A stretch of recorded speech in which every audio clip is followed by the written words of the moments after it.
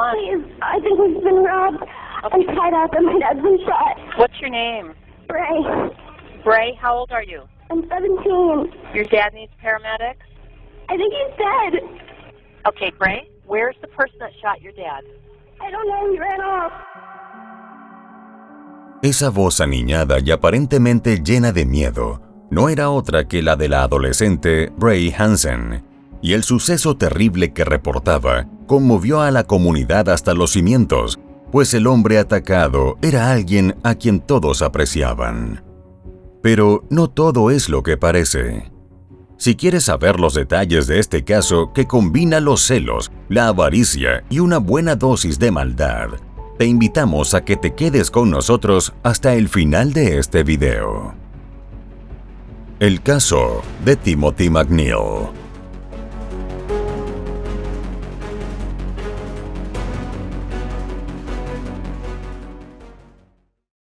Hola a todos. 3 veces por semana en este canal te traeremos los crímenes que han impactado a todo el mundo, desde desapariciones hasta los más terribles asesinatos. Injusticia, impunidad, corrupción y las más duras sentencias serán los acompañamientos de estas historias. Antes de comenzar con el relato, te pido que te suscribas y actives la campanita con todas las notificaciones. Tampoco olvides dejar tu like, ya que de esa manera podré seguir creando contenido. Sin nada más que decir, analicemos juntos todos los detalles de esta historia criminal. Timothy Kelly McNeil nació el 18 de julio de 1944 en Montreal, la segunda ciudad más poblada de Canadá. De los miembros de su familia, solamente ha trascendido el nombre de su único hermano, Rick, quien nació algún tiempo después. Cuando aún ambos hermanos eran muy pequeños, la familia se mudó a los Estados Unidos, específicamente a la ciudad de San Diego. Ya desde ese entonces, Timothy destacaba por su naturaleza tranquila e incluso algo introvertida. Sin embargo, cuando se sentía en confianza, era capaz de demostrar un sentido del humor único. Para Rick, su hermano mayor, era un modelo a seguir, sobre todo porque en la escuela era disciplinado y comprometido con el aspecto académico, lo que nunca le impidió desempeñar distintas disciplinas deportivas. Sin embargo, fue el baloncesto el que capturó por completo su corazón. Esa pasión se intensificó en la adolescencia y le puso tanto empeño que llegó a ser un miembro destacado del equipo de su escuela secundaria. Tras culminar esa etapa de su formación y asistir a su acto de graduación, en 1962, Timothy se matriculó en la carrera de Derecho, y una vez que logró obtener su título, se inscribió en el Hastings College of the Law, en San Francisco, donde obtuvo el título de Juris Doctor.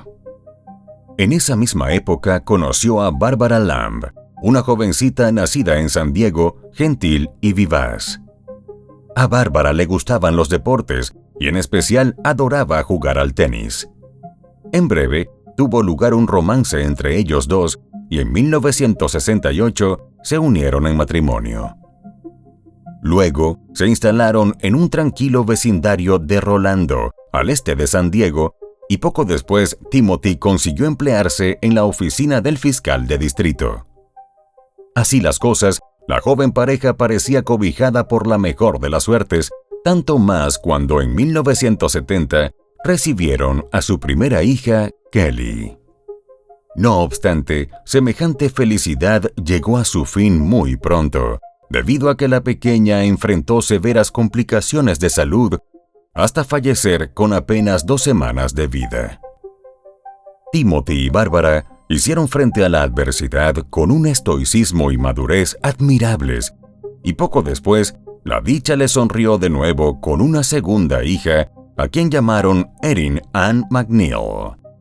De ahí en adelante, ambos dieron lo mejor de sí para asegurarle a la chiquilla la mayor suma de felicidad posible. Y en ese sentido, uno de los elementos que contribuía grandemente a la alegría de la pequeña Erin, así como de sus padres, eran las frecuentes visitas de Rick a la casa de su hermano. Para ese entonces, él vivía en la cercana ciudad de La Mesa, y había contraído matrimonio con una mujer llamada Bonnie. Además, Shelley, la hija de ambos, era casi de la misma edad que Erin, lo que propiciaba los encuentros. De tal modo, Erin fue creciendo con la seguridad y contención de una familia unida.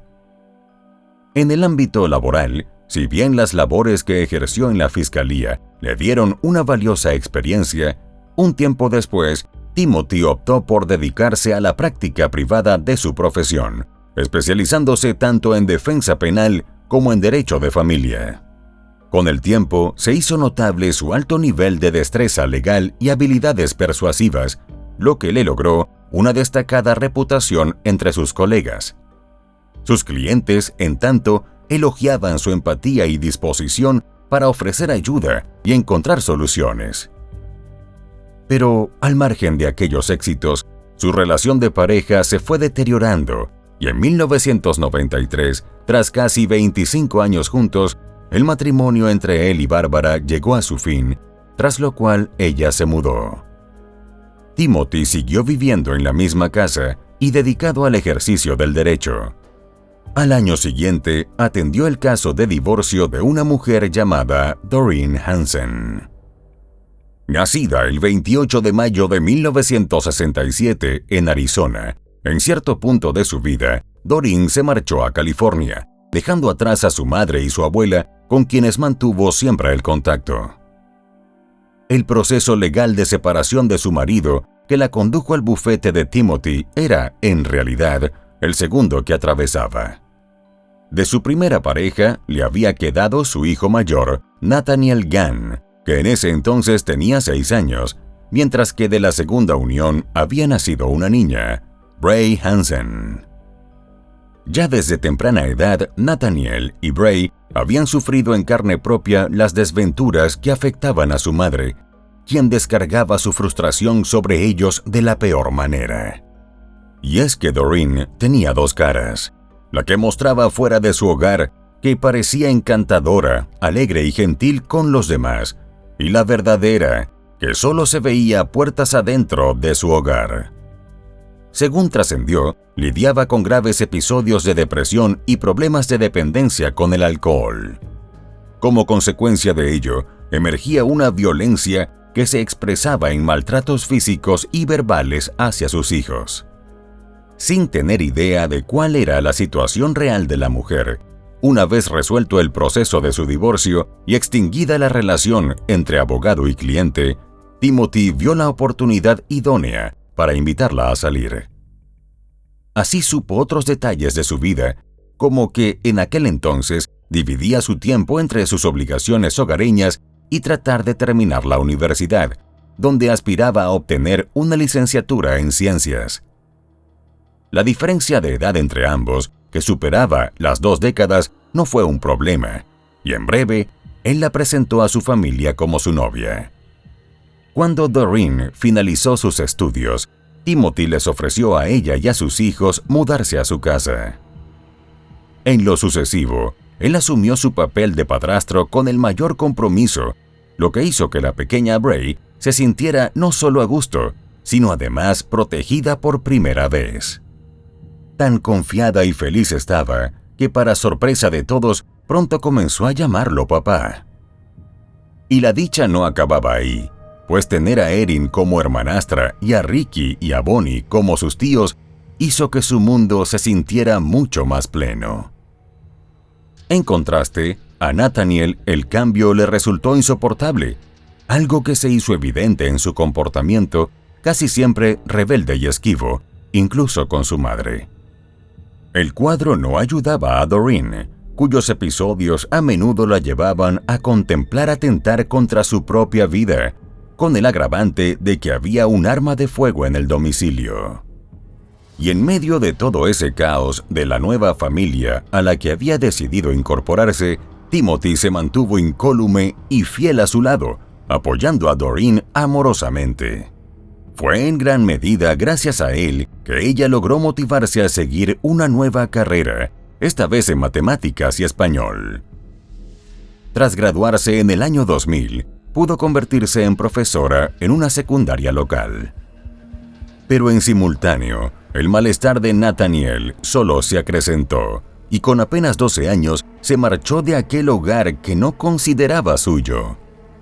Desde entonces se instaló con su abuela en Arizona. De nuevo, fue Timothy quien facilitó las gestiones para que pudiera irse sin problemas y continuar con sus estudios. Por lo demás, también se ocupó de incluir a Bray en su testamento, otorgándole la mitad de su patrimonio. Luego, en abril de 2001, contrajo matrimonio con Doreen. A partir de entonces, la pareja se dedicó a explorar destinos fuera de los Estados Unidos, acompañados por Bray, quien mostraba un gran entusiasmo por descubrir nuevos lugares. Esta experiencia la inspiró a aprender más sobre diversas culturas e idiomas, especialmente el francés, que comenzó a practicar junto a Erin. Mientras, en Arizona, a Nathaniel parecía irle mucho mejor y ya no quedaban rastros del antiguo adolescente rebelde. Además, se interesó por la informática hasta convertirse en técnico de reparación de computadoras. Cuando iba de visita a casa de su madre, Timothy aprovechaba para pedirle ayuda con sus equipos y él accedía sin problemas, como si la distancia y el tiempo hubiesen limado por completo cualquier vestigio de animosidad. Esas ocasiones también servían para ponerse al día con su hermana menor, quien solía confiarle sus problemas de convivencia con su madre. Bray sentía que Doreen era indiferente a su amor y que, por el contrario, la quería constantemente a su servicio. Su hermano experimentaba algo similar. Por la misma época, Nathaniel inició una relación amorosa con una chica de su clase. Sin embargo, todo terminó cuando él maltrató y abusó de la jovencita. La chica no quiso exponerse a todo el proceso de hacer la denuncia e ir a un juicio que la hiciera revivir lo ocurrido. Tampoco quiso hablar con nadie de la traumática experiencia. Su decisión fue poner distancia y por eso abandonó el país y se instaló en Inglaterra. Habiendo salido airoso de su delito, a mediados de 2005, Nathaniel se graduó de la secundaria con honores y se matriculó en la Universidad de Arizona. A finales de ese mismo año, Bárbara, la exesposa de Timothy, fue diagnosticada con cáncer y tras enfrentar serias complicaciones, falleció el 9 de enero de 2006. A pesar del duelo, Timothy se mantuvo fuerte para ayudar a su hija durante el trance. Para ese momento, en su hogar las cosas no marchaban de lo mejor, pues Doreen batallaba entonces con una profunda depresión. Después de unos meses, finalmente se quitó la vida. Corría el mes de junio de 2006 y Bray quedó bajo la tutela de Timothy. Con toda lógica, las siguientes fueron semanas duras a nivel emocional, y en particular, Nathaniel se lamentaba de no haberse despedido de su madre. Su hermana, en tanto, ahogó el sufrimiento enfocándose en sus estudios, lo que no le pareció nada extraño a Timothy, pues para su mayor orgullo, Bray se había ganado el reconocimiento de maestros y alumnos en la secundaria. Pero entonces, transcurridos apenas 4 meses de la tragedia, Timothy conoció a Kim Mara Bieda. Kim y él estaban en un punto de sus vidas en el que solamente ansiaban algo de paz. Con tantas lecciones y experiencias a cuestas, gustarse fue un regalo de la providencia, a una edad en la que, de cierto modo, ya no tenían demasiadas expectativas en ese sentido. De pronto, Timothy comenzó a buscar cualquier excusa para verla, y para sus familiares y amigos se hizo por demás evidente cuán rejuvenecido parecía en su compañía. La única a disgusto con aquella nueva relación era Bray, para quien su padre no solo había superado demasiado rápido a su madre, sino que la había dejado de lado. No podía soportar aquel romance totalmente inesperado.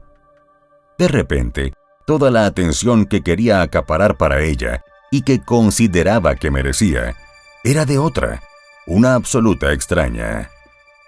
Para colmo, al terminar la secundaria, Timothy le anunció que debía estar lista para mudarse de su casa una vez que cumpliera los 18 años.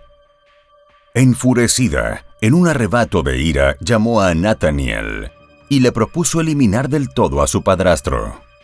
Luego, entre ambos, acordaron que lo más conveniente era contratar a alguien que llevase adelante el plan que esperaban concretar en el próximo cumpleaños de Timothy.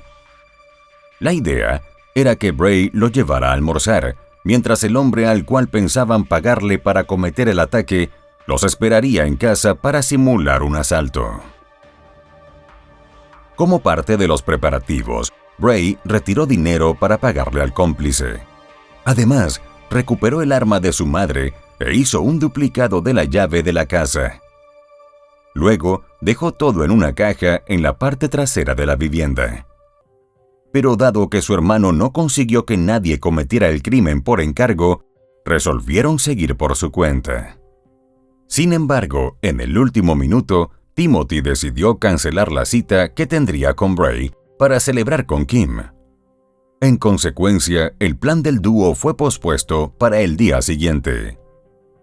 Mientras, ese miércoles 18 de julio de 2007, Nathaniel compró en una tienda en Arizona varias prendas de color negro como guantes, un pantalón, una camisa y un pasamontañas para cubrir su rostro.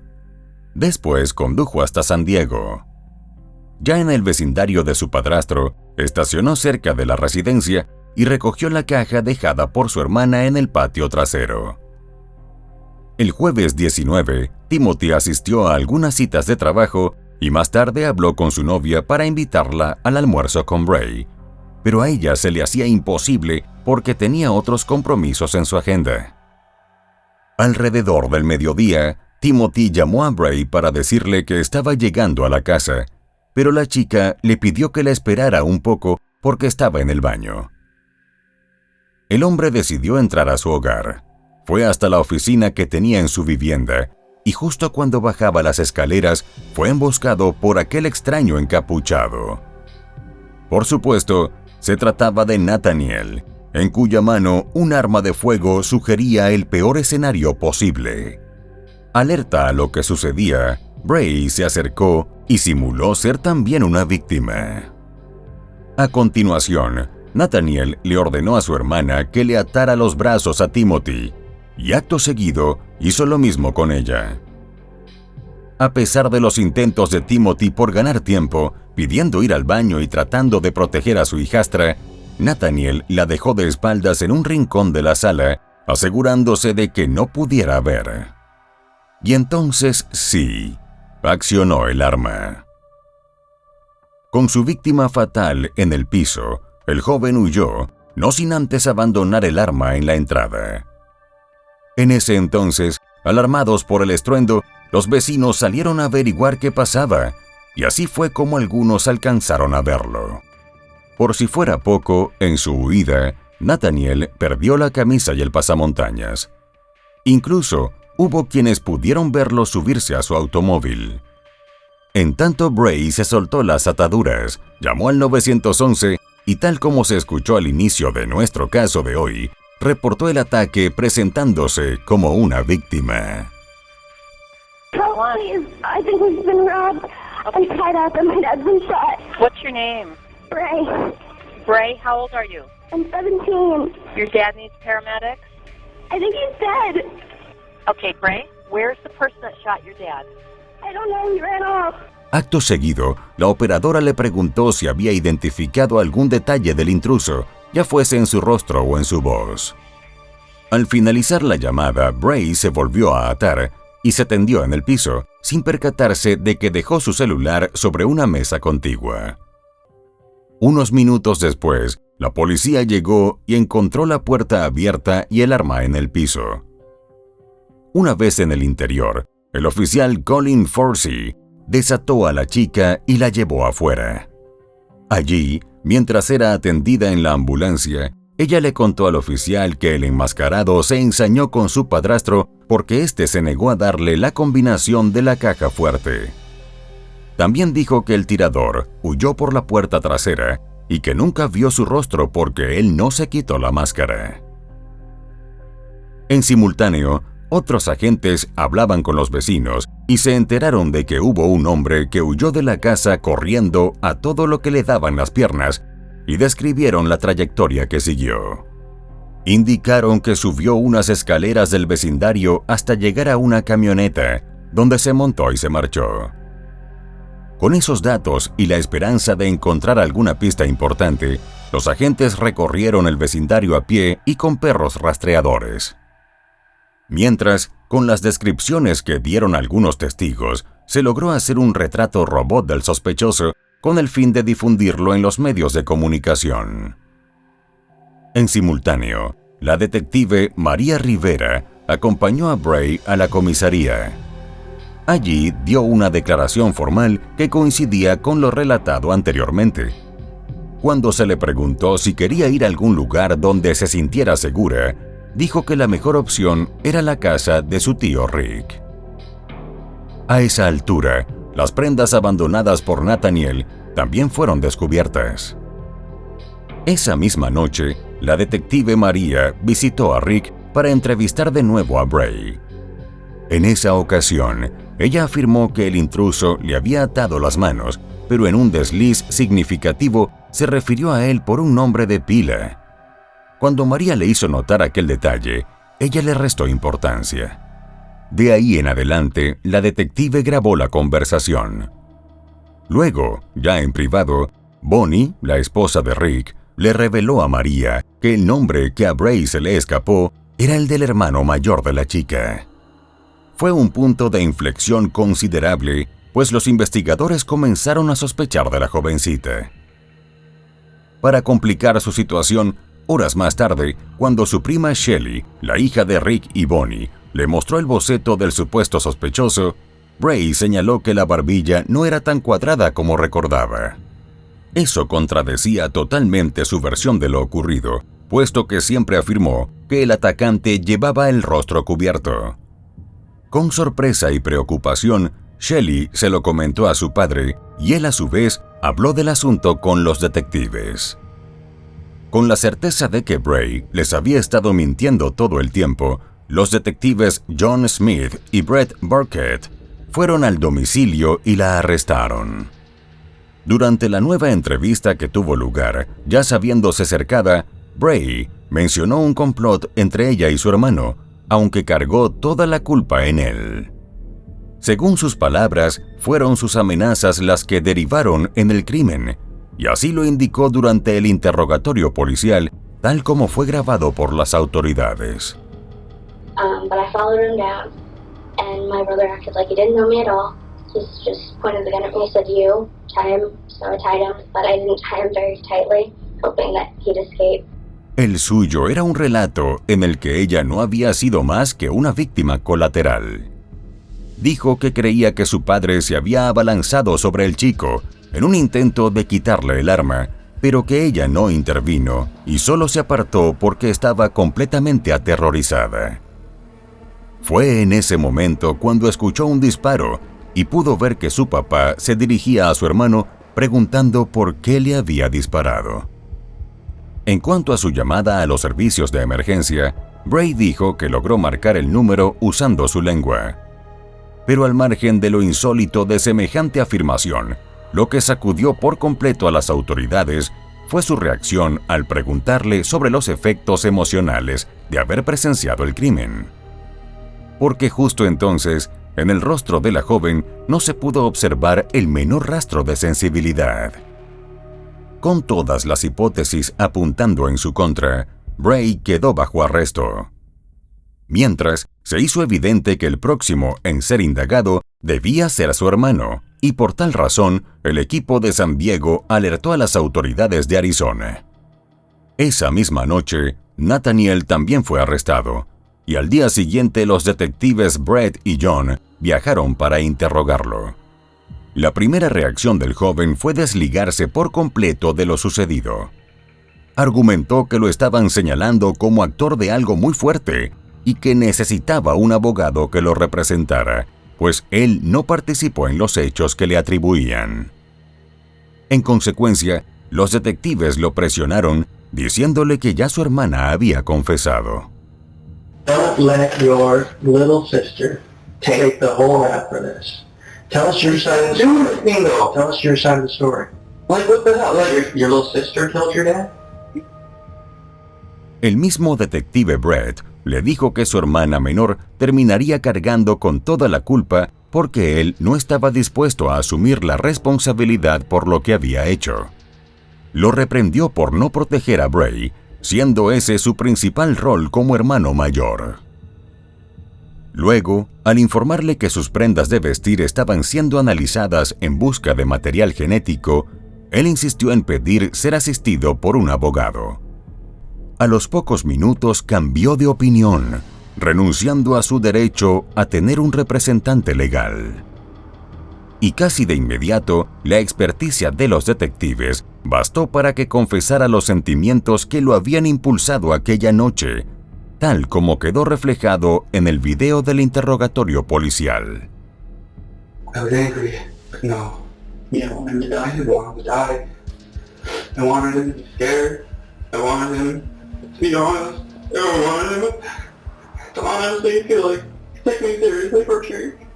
Posteriormente, el ADN recuperado resultó coincidente con el suyo, y un testigo lo señaló como el sospechoso que había visto huir de la escena. Como consecuencia, él y Bray fueron acusados de asesinato en primer grado. Según las reseñas de los medios, la prisión golpeó duramente a la joven, causándole una depresión que la condujo incluso a meditar sobre la posibilidad de quitarse la vida antes que de pasar el resto de sus días tras las rejas. En cuanto a su hermano, confiaba en que la ausencia de pruebas podría garantizarle salir airoso del trance. Aunque la fiscalía decidió que ambos debían ser juzgados por separado, los tribunales aceptaron una moción de la defensa de Bray para aplazar su juicio. Así las cosas, el proceso de Nathaniel se encauzó primero y la fiscalía enfrentó varios problemas de importancia. Lo primero era que no podrían contar con el testimonio de su hermana. El segundo revés ocurrió cuando Frederick Link, el juez a cargo del caso, decidió que la confesión del joven, por haber sido hecha en ausencia de un abogado, era inadmisible como prueba. De tal manera que solo quedaban como evidencias la muestra de ADN y el testigo ocular. El 5 de noviembre de 2008 tuvo lugar el juicio de Nathaniel. Como su representante estuvo el abogado Ricardo García y por la fiscalía George Bennett. Tal y como se esperaba, la defensa se aferró a la falta de pruebas. Tras 6 días de testimonios, el jurado estuvo dividido, de modo que el juez tuvo que declarar la nulidad del juicio. Fue un duro revés tanto para los familiares de Timothy como para los investigadores, quienes se sentían cerca de lograr la justicia. Pero luego ocurrió algo totalmente inesperado.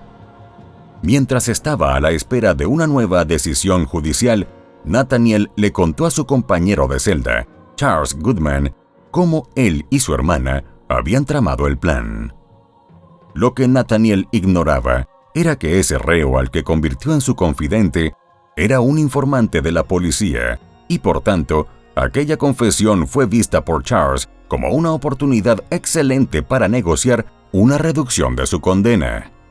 En tanto, la fiscalía presentó una petición de réplica ante el juicio nulo, y el 23 de diciembre de 2008, el Tribunal de Primera Instancia la aceptó. Además, se resolvió que ambos acusados debían ser juzgados en conjunto con 2 jurados diferentes. El 23 de marzo de 2009, Bray y Nathaniel enfrentaron su destino ante el tribunal. En un giro sorprendente para todos, el abogado defensor de la joven, Troy Britt, aceptó que su clienta tramó el complot. No obstante, hizo énfasis en que quiso retirarse y fue su hermano quien no la dejó. A todas luces, se trataba de una movida que de nuevo ponía la responsabilidad sobre los hombros de Nathaniel. Aunque el abogado Ricardo, el mismo que lo representó en el primer juicio, presentó al joven como una persona no violenta, sus argumentos se desmoronaron cuando la exnovia de Nathaniel testificó sobre el abuso que sufrió a manos de él. El momento que terminó de hundir cualquier esperanza de los acusados de obtener sentencias leves se produjo cuando Charles subió al estrado. El compañero de celda de Nathaniel dijo en el tribunal todo lo que el joven le había relatado, y los dos jurados de ambos casos le prestaron toda la atención. Fue así como el 15 de abril de 2009, el jurado declaró a Nathaniel culpable de asesinato en primer grado. Guilty of the crime of murder in the first degree. Al día siguiente, Bray corrió con la misma suerte, si bien en su caso se sumó un cargo circunstancial especial por estar al acecho. 2 meses después, el 19 de junio de 2009, el Tribunal de Primera Instancia denegó la moción de los abogados de ambos de celebrar un nuevo juicio. En la audiencia de sentencia posterior, al momento de presentar la declaración de impacto de la víctima, Rick, el hermano de Timothy, pronunció duras palabras dirigidas a quienes durante largos años consideró sus sobrinos. Nathaniel, I'd say rot in prison and burn in hell, I guess, is the only thing I could say to him.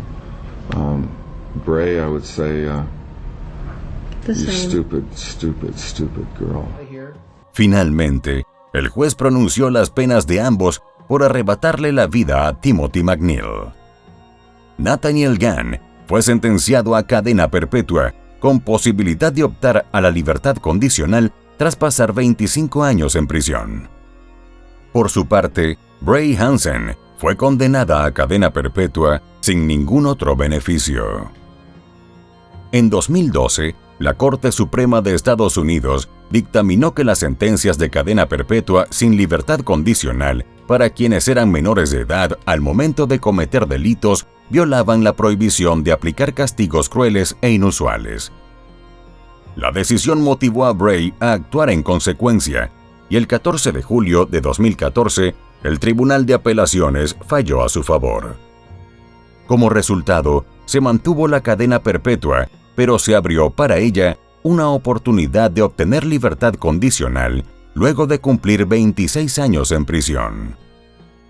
Y en medio de todas esas situaciones que la hacían revivir la irreparable pérdida de su padre una y otra vez, Erin procuró mantener un bajo perfil durante las idas y venidas del angustioso proceso judicial.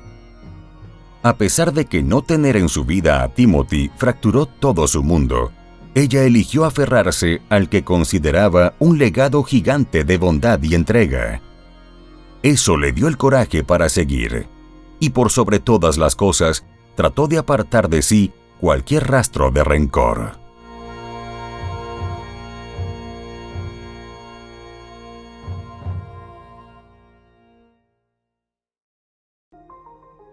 Y bueno, querido espectador, aquí termina la historia criminal del día de hoy.